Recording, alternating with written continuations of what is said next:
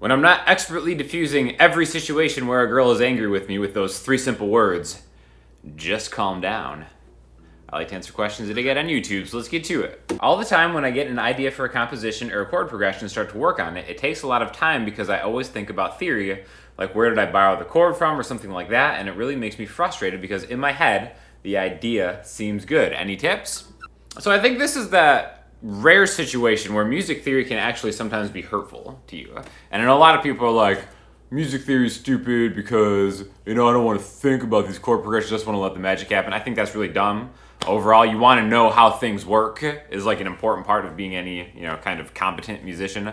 But when it comes to like, how am I going to use my music theory to like write a song or make a chord progression? I think that's kind of where it gets too far, and I think that's kind of like the wrong way to look at it. Like if you're going into like writing a song and being like, all right, I'm going to write this song, I'm going to borrow some chords, I'm going to start out in the key of D, and then I'm going to like go to its 5th A, and I'm going to take a chord that's not in that key, and then I'm going to go D to G sharp minor. It's like, okay, like that's like, what are you really doing this for? That's like such an inorganic way to write songs, in my own personal opinion. My tip when it comes to just like songwriting composition help is really just to kind of like stay in one key. Really, most of the best songs ever written stay in one key. And then if like you're hearing something like in your head while you're playing in that one key that maybe seems out there, use your music theory to audition different chords and kind of hunt for maybe what it is that you're hearing. And it's just like a huge shortcut that really just kind of, in my opinion, saves a lot of time. So that's where music theory is super helpful. It's like, okay, I can't find what I'm hearing. How do I get about it? Well, here are your options. What supposedly makes sense, or what the next closest thing to making sense could be. That's super helpful. But really, once you're trying to like flex a little bit and use your music theory just for the sake of using it, I think that's where it comes to, you get stuff that really isn't interesting. You can tell people are trying way too hard and stuff like that too. So stay in one key. Write songs in one key. If anything, melodically, like how you harmonize that maybe go outside the key to like add a note or something, because I think when the melody goes outside the key, that's kind of like your leading force and maybe taking something to a more interesting place instead of just having like this wild chord progression that's going all over the place. So again, my advice, just really stick in one key, dominate that key, and then if there's something you're hearing, use your music theory that hopefully I have helped teach you in some way, and then go grab it, and then just be a total boss. What was the most difficult thing for you to learn as a songwriter and while composing? For me, it's getting the bass and bass line right. I get lost with it, or it sounds really dull and boring, and that's with any genre or style. So this is actually kind of a very similar question to the last one, where the thing that I have learned, over making songs for, a few years and stuff like that, and like trying to be really thoughtful about it, is that less is more. Just because you can do something doesn't mean you should always do something. Just like we talked about with the music theory thing, the composition of an arrangement of instruments is the exact same thing.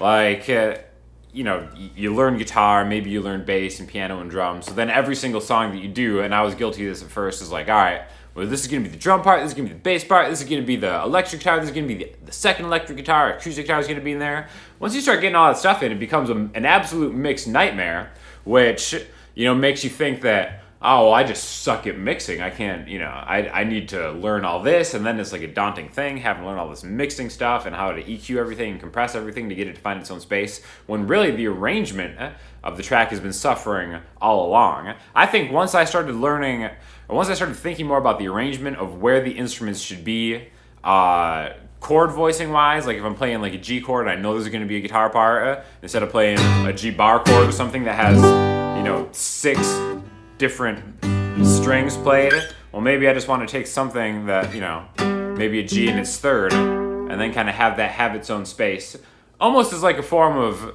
EQing the actual instrument that you're playing, or just leaving it out completely. Like the last song I did didn't even have electric guitar, and I never even considered putting electric guitar in it because I never felt like I needed it. Whereas myself like 2 years ago was like, well, obviously there's going to be electric guitar in this song. Obviously. I think that's, the thing that I think of most now. When I think of mixing, I think of it before it even gets tracked. Like, what does this song need?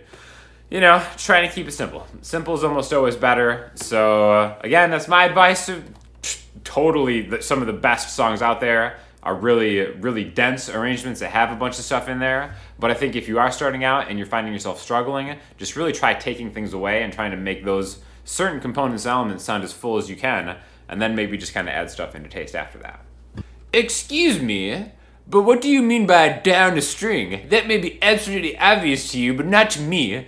And you do that cute thing where you slide your hand down to the nut and then back up. So what does down a string mean? Where the heck are you putting your fingers? I'm not entirely stupid, but I can't quite go that fast, since as yet, I do not know how to play the guitar. This is why I'm watching the lesson. Down a string. Do you mean to take the same shape and put a bass on the 5th fret of the A string? Is that the case? Is there some reason why you would not say that? Do you not go, I'm so cool, slide the neck back up, so students, if they're at my level, don't have a chance to figure out Are you trying to impress us or teach us? Excuse me for being so temperamental, but gee golly, what were you thinking? Let me make sure they have no idea where I'm moving my rectangle to from the first rectangle, and I can ensure they have no idea but in the big side of the nut and back. I'm really angry at you in case you can't tell. Clearly you can play the guitar and I cannot. Big thanks.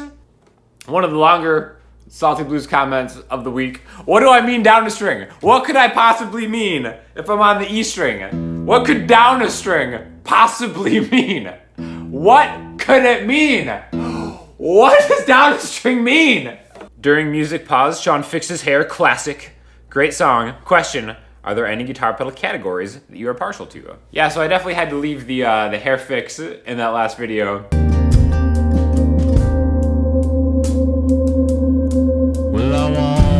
Just because it's so real. As far as like guitar pedal categories, I think I'm really into the time-based effects. Now, I haven't been using a lot of pedals on this album that I'm just finishing up, just because I wanted to keep it kind of raw for the most part. But for the future Los Jefes Riffes thing, there will be a lot more pedal things because I want to get more into it. I really like the time-based stuff. I've got that Strymon timeline delay pedal that I'm really just scratching the surface of. So expect to see some more videos on that and more pedal videos in general coming soon. Your hands look like balls.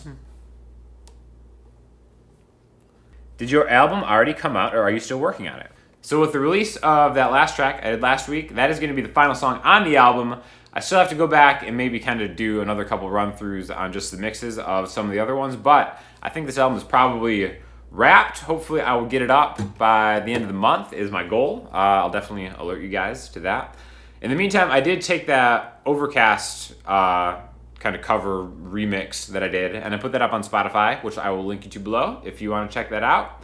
And yeah, definitely I appreciate all the feedback you guys give, and hopefully I'll have this album done soon. Love your hoodie. Where'd you get it? Plus the song is so deep that I don't understand what it means, but still loving it.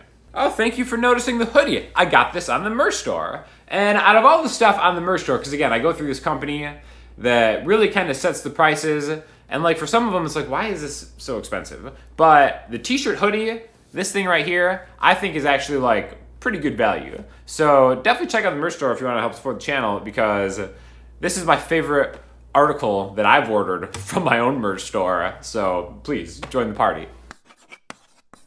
All right, for listening homework this week, we're gonna go super chill. We're gonna go to my guy Gregory Alan Isaacoff, underrated singer-songwriter, I think. Song is great. It's in 3/4 timing. Super chill. I think it's a great example of how a super simple melody line, this one played on piano, can really just kind of like make an entire song. Doesn't have to be fancy, just kind of like I was talking about before. Stay inside the key, just find the melody, hit the heart of the song. This is a great example of that. So definitely check it out. Let me know what you think. Hit me up in the comment section, Instagram, Twitter, or the website, and I will talk to you all soon. Thanks a lot.